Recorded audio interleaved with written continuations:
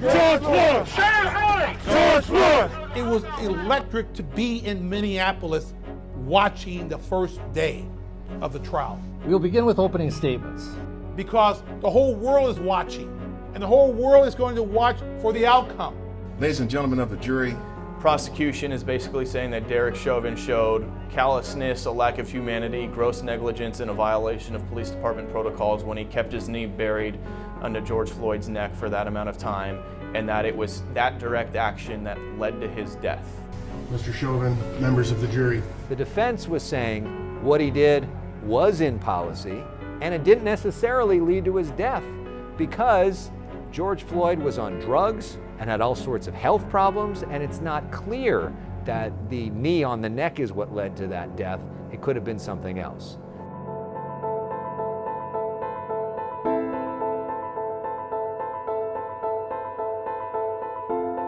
We, the jury, in the above entitled matter as to count 1, unintentional second-degree murder while committing a felony, find the defendant guilty. When the verdict came back quickly,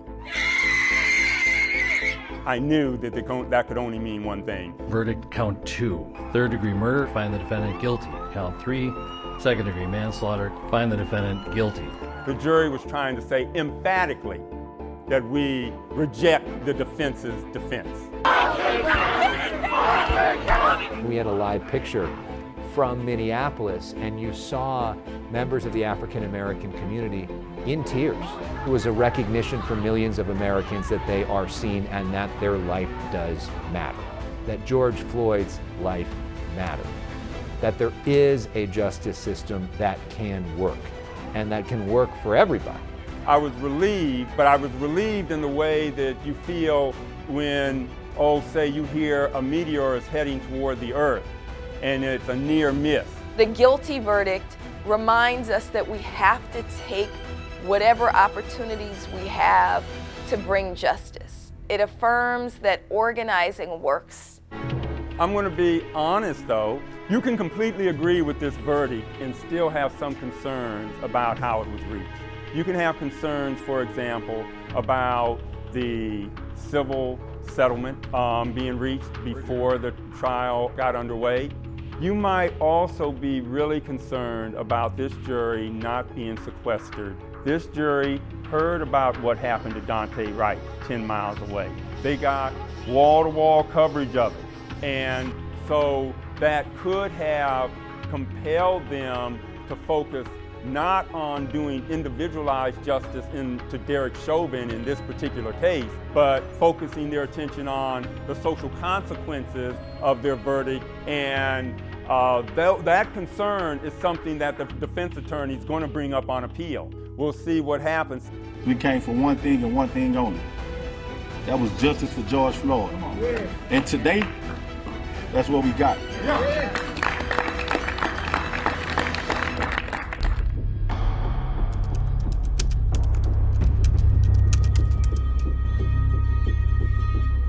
Today is a glorious day because this is the day we pass legislation to transform policing in America. So soon after Congresswoman Bass attended George Floyd's funeral, she introduced the George Floyd Justice in Policing Act. The George Floyd Justice in Policing Act quickly passed the House of Representatives. There are individual police officers that are great. There are individual police officers that are bad. That's the case with life everywhere. The bill raises the standards for policing in our country. We have 18,000 police departments and no national standards. We need to have more of a standardized way of law enforcement practices that's more universal across the country. If I go police in Idaho, right now, I can guarantee you the way Idaho does business is way different than the way we do business in California. One size does not fit all. There are 50 states, and the laws that work in California may not work in Alabama. It's a different set of people, a different lifestyle, a different perspective. Reform, yes, but that one size fit all just does not work. But I do believe that federal legislation sets up a blueprint for the state laboratories, our laboratories of democracy, to implement. Don't touch me, please. Don't touch me. It holds police officers accountable for injuring or killing people. Right now, there's very little accountability, which is why you see them not prosecuted. If you hold police officers accountable, maybe we can prevent the next George Floyd from happening if they know that they could be sued or arrested. The main sticking point is on that issue of qualified immunity, which essentially would mean that you can sue an individual police officer for wrongdoing and not just sue the department. Democrats want you to be able to sue an individual officer. Republicans say you can sue the department, but not the individual officer. And so the bill would say, I don't care what Derek Chauvin was thinking. What I care about is what Derek Chauvin did. And so he could be prosecuted. In the George Floyd Justice and Policing Act, he could be sued. The other thing is that we do ban chokeholds. We ban no-knock warrants. We call for a registry of bad officers. If there had been a registry in place, Tamir Rice would be 18 years old right now. He was killed when he was 12 years old by a police officer that had just been fired because the last department thought he was unstable and had a propensity to violence. These were very moderate reforms. These were not transformational changes by any measure. And still, even though they were moderate reforms, they barely passed in the House, barely, with votes going along party lines, right? The problem with the reformist spirit of this bill can be seen in how it tackles the issue of no-knock warrants. It says we're going to do something about getting rid of no-knock warrants because they led to the death of Breonna Taylor. But it wasn't just no-knock warrants, or even primarily no-knock warrants that led to the death of Breonna Taylor. It was a failed war on drugs that the no-knock warrants were used as part of. So rather than making a real transformational change like that, they said, we'll continue the war on drugs, we'll just get rid of one of the small tools, or one of the more objectionable tools, no-knock warrants. When we passed the bill last year, it went over to the Senate. The Senate didn't act, but then again, the Senate didn't act on 200 bills that were bipartisan. So it was not surprising that they didn't act on this bill. This country is too divided right now. The Republicans and Tim Scott, a black man from South Carolina, proposed police reform, training, taking the chokehold away. It was blocked by Democrat filibuster. Who? Kamala Harris and Cory Booker. Black people, they blocked it. We want to play politics because this is 2020 and we're far more concerned about winning elections than we are having a serious conversation on reform in this country. And right now we sit in 2021 with no police reform on a federal level. Politics, I hate it. 2021, Democrats now control the House and the Senate. Congresswoman Bass brings back the George Floyd Justice and Policing Act. It passes the House again. We passed this bill in an environment where our country is looking at a racial reckoning. But now it's in the Senate in a deeply divided 50-50 Senate where, because there's still a filibuster, they need to get Republicans on board. One of the things that's interesting now is that that incident was a year ago, and I'm not able to tap into the same level of support congressionally that I had last year. But that if I've learned anything, I know that the fight for social and economic justice never ends. And so my life is committed to making sure that the next generation is well prepared and well supported to continue the fight.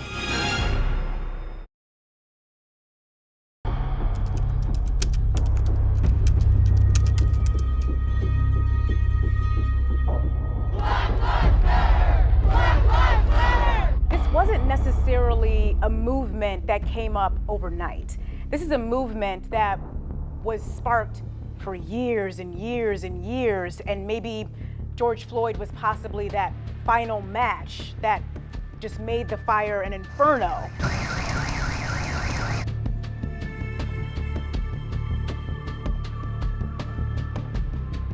Three young, black, brilliant girls wrote the hashtag the night George Zimmerman was acquitted for killing Trayvon Martin.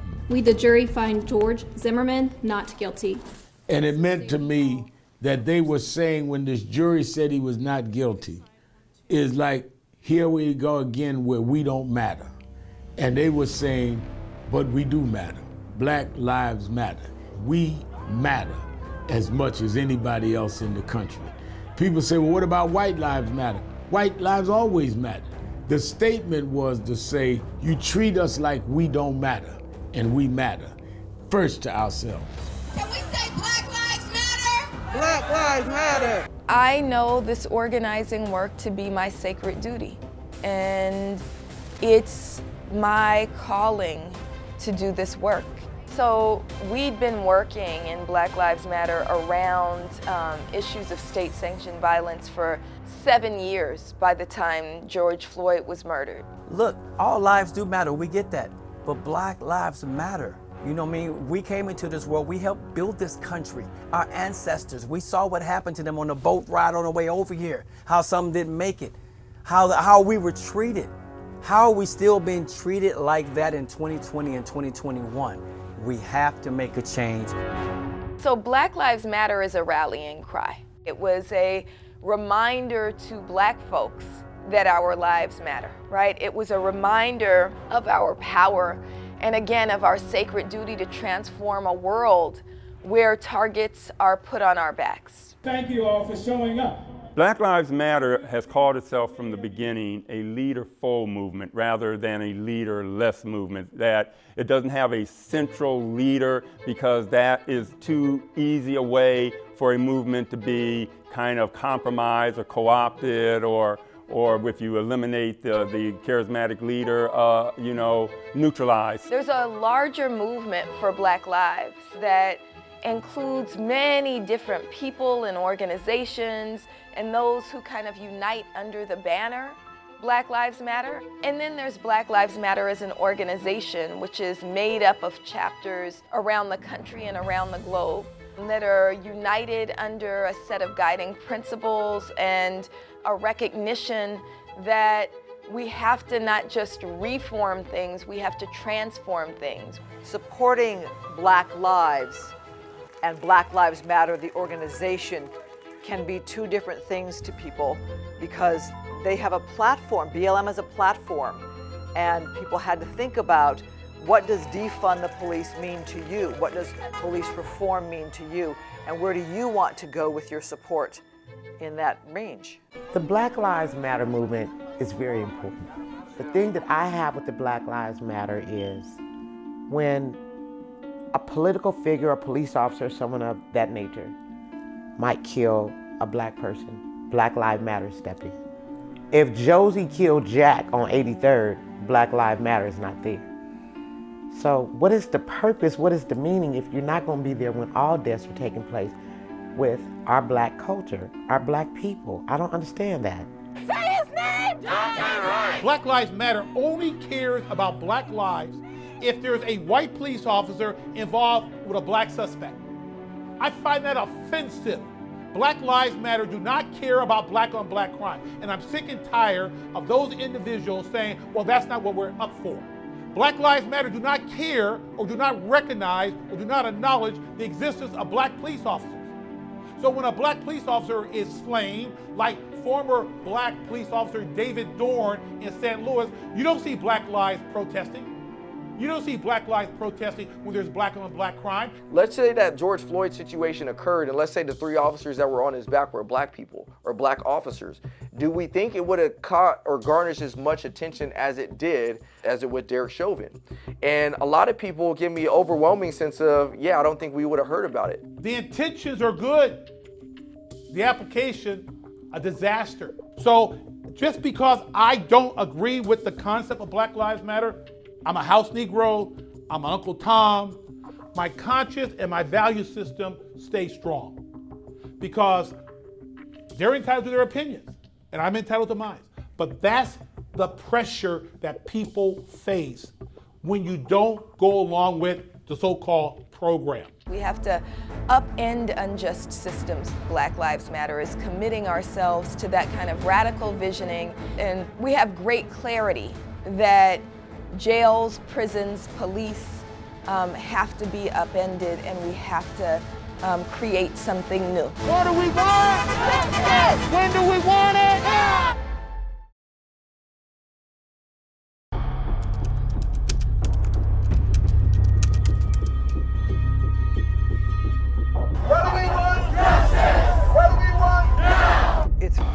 evident we have a divided America on many issues. And I'm thinking we'll always be a divided people because we're humans with different thoughts, different perspectives, different backgrounds, different ideas. But I question, do we have to hurt and do we have to hate? We're in the greatest country on the planet. And so this country has the greatest potential.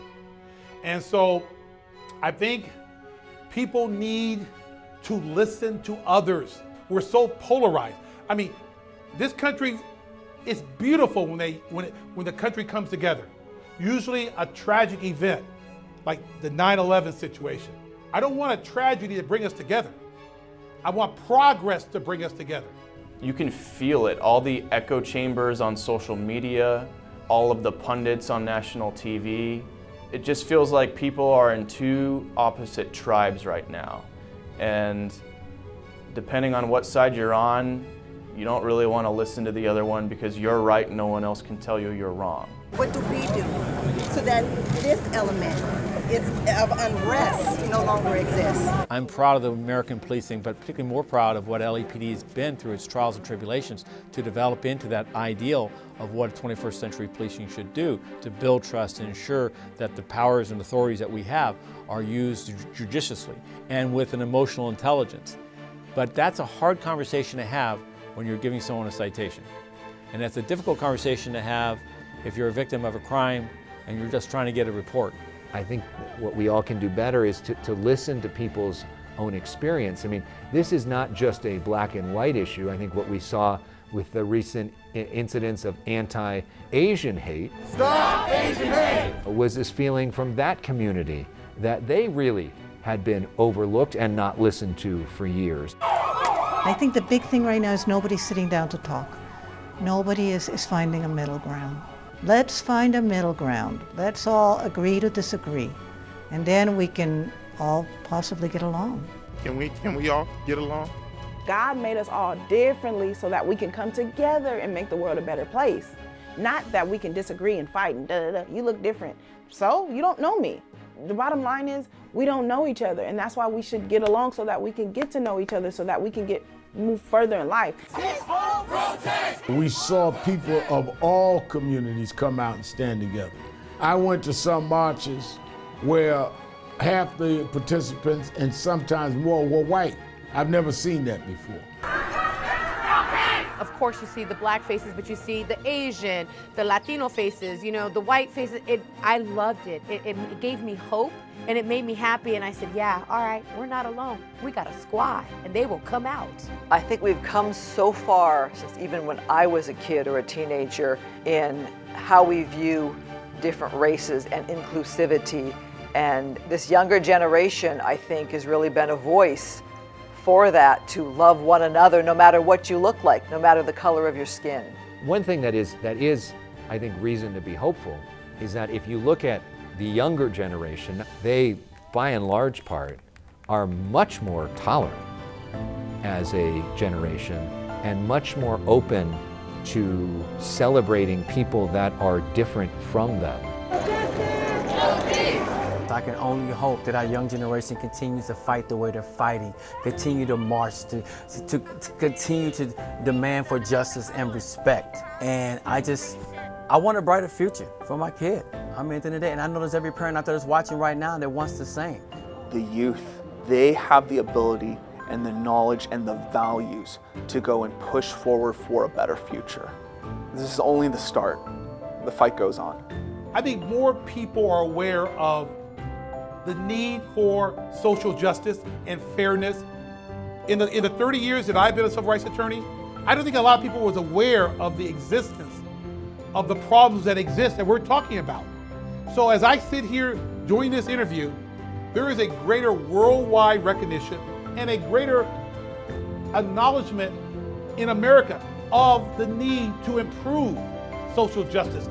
It seems that these things always happen to regular people, and that I think until regular people rise up, it will not change.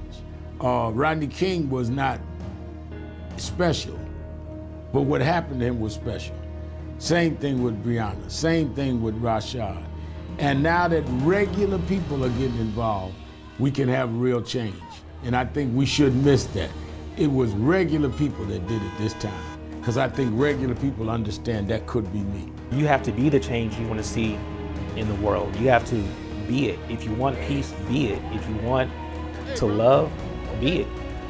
You can be whatever you want. Or you could be a racist bigot, and you can be that too. So if whatever you want, be it. I want peace, I want love, and that's what I do. That's what I am.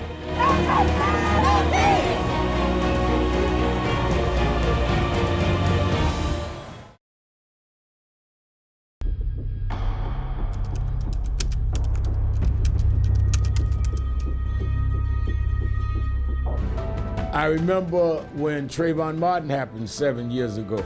A lot of young people emerged, and then they disappeared by the time we got to Eric Garner and Ferguson. Then another crop. Then they disappeared. So it's going to be those of us that are committed to doing this for the long run, and those of us that can give advice and counsel as people come in, because we've done this before. There's an African proverb that says, young people know how to run faster, but elders know the road.